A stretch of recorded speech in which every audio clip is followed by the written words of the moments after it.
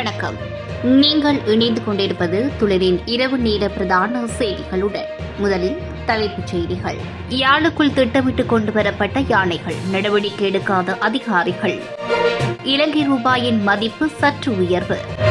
தமிழகத்தில் சூடுபிடிக்கும் தமிழக தேர்தல். திரையரங்குகளில் தொலைக்காட்சிகளிலும் விஜய் படங்கள் இனி ஒளிபரப்பக்கூடாது. யாழ் பல்கலைக்கழக புதிய துணைவேந்தர் வேல் நம்பி பதவியேற்பு. மலைப்பாம்புடன் நடனமாடிய பெண் கைது. சஜின் தாஸ் குணரத்னவுக்கு தொடரும் சிறைவாசம். 400 மைதானங்களை அபிவிருத்தி செய்ய அமைச்சரவை அனுமதி. இணையம் வழியாக பண மோசடி, வெளிநாட்டு கும்பல் சுற்றி வளைப்பு. தொடர்பான விரிவான செய்திகள். யாழ்ப்பாணம் வடமராட்சி கிழக்கு கட்டைக்காடு கோவில் பகுதியில் யானைகள் திட்டமிட்டு கொண்டுவரப்பட்டு விடப்பட்டதாக பாதிக்கப்பட்ட குடும்பஸ்தர் கவலை தெரிவித்துள்ளார். உரிய முறையில் அறிவித்தும் யானைகள் ஏற்படுத்திய சேதத்தை அதிகாரிகள் இன்னும் பார்வையிடவில்லை என்றும் அவர் குறிப்பிட்டுள்ளார். யானைகளால் உயிரிழப்புகள் ஏற்படுவதை தவிர்ப்பதற்கு முன்னாயத்தம் செய்ய வேண்டும் என்று குறிப்பிட்ட குடும்பஸ்தர் யானைகளால் அளிக்கப்பட்ட 36 தென்னைகளுக்கும் இழப்பீடு கோரியுள்ளார்.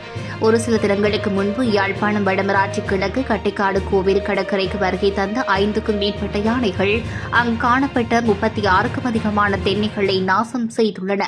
சம்பவம் தொடர்பாக உரியவர்களுக்கு தெரிவித்தோம். இதுவரை உரியவர்கள் வந்து பார்வையிடவோ நஷ்ட ஈடு வழங்கவோ இல்லை என பாதிக்கப்பட்டவர் தெரிவித்துள்ளார். யானைகள் சேதம் ஏற்படுத்திய இடத்தில் இருந்து 50 மீட்டர் தொலைவில் ராணுவ முகாம் இருப்பதாகவும் அவர்களுக்கு யானைகள் வந்தது தெரியவில்லை என்றும் ராணுவத்தினர் தெரிவிப்பதாக பாதிக்கப்பட்டவர் குறிப்பிட்டுள்ளார். இலங்கையில் உள்ள வர்த்தக வங்கிகள் முழுவதும் அமெரிக்க டாலருக்கு எதிராக இலங்கை ரூபாவின் மதிப்பு இன்று சற்று உயர்வடைந்துள்ளது. இதனால் விற்பனை விகிதம் 317 நிலையாக காணப்படுகிறது. செலான் வங்கியின் தகவல்கள்படி அமெரிக்க டாலரின் கொள்முதல் பெறுமதி விற்பனை விகிதங்கள் முறையே 310.75 இருந்து 310.50ஆகவும் 316.50 இருந்து 316.25ஆகவும் குறைந்துள்ளது.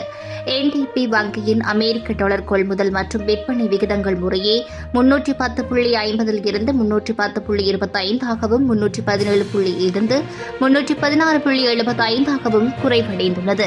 மக்கள் வங்கியின் அறிக்கைகளின்படி அமெரிக்க டாலரின் கொள்முதல் விகிதம் 310 ரூபாவில் இருந்து 309 ரூபாவாக குறைந்துள்ள அதே வேளையில் விற்பனை விகிதம் 317 ரூபாவில் இருந்து 316 ரூபாவாக சரிந்துள்ளமை குறிப்பிடத்தக்கது. இந்தியாவின் தமிழகத்தில் சட்டமன்ற தேர்தல் திகதி அறிவிக்கப்பட்டதை அடுத்து அனைத்து கட்சிகளும் தங்களது பிரச்சாரங்களை ஆரம்பித்துள்ளன. இந்த நிலையில் தவிக தலைவர் விஜய் நடித்த திரைப்படங்களை திரையரங்குகளில் தொலைக்காட்சிகளிலும் திரையிட தடை விதிக்க வேண்டும் என தமிழக தேர்தல் ஆணைக்குழுவுக்கு காங்கிரஸ் கட்சியைச் சேர்ந்த மதுரை தெற்கு தொகுதி பொறுப்பாளர் கடிதம் அனுப்பியுள்ளார். மேலும் அவர் குறிப்பிடும் போது புதிதாக வரவுள்ள ஜனநாயகம் திரைப்படத்தின் ட்ரெய்லர் அனைத்து திரையரங்குகளிலும் திரையிடப்படுவதாகவும் விளம்பர பதாதைகள் வைக்கப்பட்டுள்ளதாகவும் தெரிவித்தார். தேர்தல் முடியும் வரை அவற்றை தடை செய்ய வேண்டும், விளம்பர பதாதைகளை உடனடியாக அகற்ற நடவடிக்கை எடுக்க வேண்டும் என்றும் குறிப்பிட்டுள்ளதாக இந்திய ஊடகங்கள் செய்தி வெளியிட்டுள்ளன. யாழ்ப்பாண பல்கலைக்கழகத்தின் புதிய துணைவேந்தராக கணக்கியல் சிரேஷ்ட பேராசிரியருமான வேல் நம்பி இன்று பதவியேற்றுள்ளார். பல்கலைக்கழகத்தில் அமைந்துள்ள ஸ்ரீ பார்வதி சமீப பரமேஸ்வரன் ஆலயத்தில் நடைபெறவுள்ள விசேட அபிஷேக ஆராதனைகளை தொடர்ந்து முற்பகல் 9:30 மணிக்கு துணைவேந்தர் அலுவலகத்தில் அவர் உத்தியோகபூர்வமாக தனது கடமைகளை பொறுப்பேற்றார். பதவியேற்பு நிகழ்வில் முன்னாள் துணைவேந்தர் ஸ்ரீ சற்குணராஜா, பதிவாளர் காண்டீபன், பல்கலைக்கழக சமூகத்தினர் என பலரும் கலந்து கொண்டனர். யாழ்ப்பாண பல்கலைக்கழகத்தின் கணிதவியல் பேராசிரியர் சிவக்கொழுந்து ஸ்ரீ சற்குணராஜா கடந்த 2020ஆம் ஆண்டில் இருந்து வகித்த துணைவேந்தர் பதவியிலிருந்து நேற்றைய தினம் விடைபெற்றுச் சென்ற நிலையில் பல்கலைக்கழகத்தின் புதிய துணைவேந்தராக கணக்கியல் சிரேஷ்ட பேராசிரியருமான வேல் நம்பி அவர்கள் பதவியேற்றுக் கொண்டார் என்பதும் குறிப்பிடத்தக்கது. கொழும்பில் இடம்பெற்ற நிகழ்வு ஒன்றில் மலைப்பாம்புடன் நடனமாடிய காணொலி ஒன்று வைரலானதை தொடர்ந்து வனவிலங்கு பாதுகாப்பு திணைக்களத்தால் கைது செய்யப்பட்ட பெண் கொழும்பு பிரதான நீதிவான் நீதிமன்றத்தால் 5 லட்சம் ரூபாய் பிணையில் விடுவிக்கப்பட்டுள்ளார். மார்ச் 20 அன்று கொழும்பில் நடைபெற்ற புத்தாண்டு தின அழகு போட்டியில் இச்சம்பவத்தின் நிகழ்வின் போது போட்டியாளர் ஒருவர் வனவிலங்கு மற்றும் தாவரவியல் பாதுகாப்பு சட்டத்தின் கீழ் பாதுகாக்கப்பட்ட இனமான மலைப்பாம்பு பயன்படுத்தியதாகவும் வனவிலங்கு அதிகாரிகள் நீதிமன்றத்தில் தெரிவித்தனர். விசாரணையில் சந்தேக நபர் புத்தளத்தில் ஒருவரிடம் இருந்து 25,000 ரூபாவுக்கு குறித்த மலைப்பாம்பை வாடகைக்கு எடுத்து நிகழ்வின் பின்னர் அதை திருப்பிக் கொடுத்து விட்டதாக தெரிவித்தார். நடனம் ஆடுவதற்கு மலைப்பாம்பை பயன்படுத்துவது கட்டளை சட்டத்தின் பிரிவு 30 கீழ் தண்டனைக்குரிய குற்றமாகும் என அதிகாரிகள் வலியுறுத்தியுள்ளனர். சந்தேக நபர் கொழும்பு பிரதான நீதவான் நீதிமன்ற வளாகத்தில் நீதிமன்ற எண் 5 முன்னிலைப்படுத்தப்பட்டார் என்பதும் குறிப்பிடத்தக்கது. சுமார் 243.8 மில்லியன் ரூபாய் பெறுமதியான சொத்துக்களை சட்டவிரோதமான முறையில் ஈட்டிய குற்றச்சாட்டின் கீழ் கைது செய்யப்பட்ட முன்னாள் நாடாளுமன்ற உறுப்பினர் சஜின் வாஸ் குணவர்த்தனவை எதிர்வரும் மார்ச் மாதம் 31ஆம் தேதி வரை தொடர்ந்து விளக்கமறியலில் வைக்குமாறு கொழும்பு பிரதான நீதிவான் நீதிமன்றம் உத்தரவிட்டுள்ளது.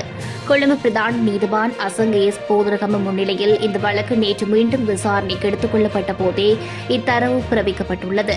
இதன்போது சந்தேக நபர் தரப்பினால் முன்வைக்கப்பட்ட பிணை கோரிக்கைகளையும் நீதிவான் நிராகரித்தார். சந்தேக நபர் வெளிவிவகார அமைச்சின் கண்காணிப்பு உறுப்பினராக பதவி வகித்த காலப்பகுதியில் தனது உத்தியோகபூர்வ வருமானத்துக்கு மேலதிகமாக 243.8 மில்லியன் ரூபாவை ஈட்டியுள்ளார் என்றும் லஞ்ச ஊழல் விசாரணை ஆணைக்குழுவினால் குற்றம் சுமத்தப்பட்டிருந்தது.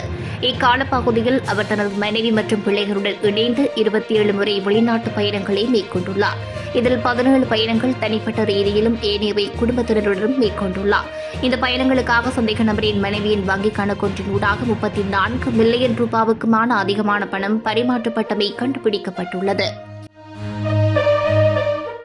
மாணவர்களின் விளையாட்டு பங்கேற்பை அதிகரிக்கவும் அவர்களின் உடல் மற்றும் சமூக நலனை மேம்படுத்தவும் நாடு முழுவதிலும் உள்ள அரசு பாடசாலைகளில் விளையாட்டு மைதானங்களை அபிவிருத்தி செய்யும் பாரிய திட்டத்துக்கு அமைச்சரவை அங்கீகாரம் வழங்கியுள்ளது. கல்வி அமைச்சராக பிரதமர் கலாநிதி ஹரணி அமரசூரிய சமர்ப்பித்த இந்த பிரேரணைக்கு இந்த அனுமதி கிடைத்துள்ளது. இலங்கையில் உள்ள 10,096 அரசு பாடசாலைகளில் வெறும் 5 பாடசாலைகளில் மட்டுமே தரமான அளவிலான விளையாட்டு மைதானங்கள் காணப்படுகின்றன. பரீட்சையை மையப்படுத்திய கல்வி முறை மற்றும் போதிய வசதிகள் இல்லாமை காரணமாக மாணவர்களின் விளையாட்டு ஆர்வம் குறைவடைந்துள்ளதுடன் தேசிய மற்றும் சர்வதேச மட்டத்திலான வீரர்களை அடையாளம் காண்பதிலும் பின்னடைவு ஏற்பட்டுள்ளதாக தெரிவித்துள்ளார். ஒவ்வொரு கல்வி வலயத்திலும் 400 மீட்டர் ஓடுதளத்தை கொண்ட ஒரு தரமான மைதானத்தை உருவாக்குவது இத்திட்டத்தின் முக்கிய நோக்கமாகும் என்றும் தெரிவித்தார். இத்திட்டம் 2026 முதல் 2029ஆம் ஆண்டு வரை 4 ஆண்டுகளில் நடைமுறைப்படுத்தப்படும் என்றும் குறிப்பிட்டுள்ளமை குறிப்பிடத்தக்கது. இணையம் வழியாக பண மோசடியில் ஈடுபட்ட சீன மற்றும் வியட்நாம் நாட்டினர் அடங்கிய குழுவினர் கைது செய்யப்பட்டுள்ளனர். நேற்று மாலை பொத்தல போலீஸ் பிரிவில் கொடகந்த பகுதியில் உள்ள வீடு ஒன்றில் வைத்து கைது செய்யப்பட்டுள்ளதாக காலி மாவட்ட போலீசார் குறிப்பிட்டுள்ளனர். சந்தேக நபர்கள் வெளிநாட்டிடம் இருந்து கணனி, மடிக்கணனி மற்றும் 84 கைபேசிகள் பறிமுதல் செய்யப்பட்டுள்ளன. பூசா ராணுவ புலனாய்வு பிரிவினருக்கு கிடைக்கப்பெற்ற தகவலின் அடிப்படையில் காலி போலீஸ் அதிகாரிகள் குழுவை சேர்ந்த இந்த சோதனை நடத்தப்பட்டது. மேலும் சந்தேக நபர்கள் மேலதிக விசாரணைக்காக பொத்தல போலீசாரிடம் ஒப்படைக்கப்பட்டுள்ளமை குறிப்பிடத்தக்கது.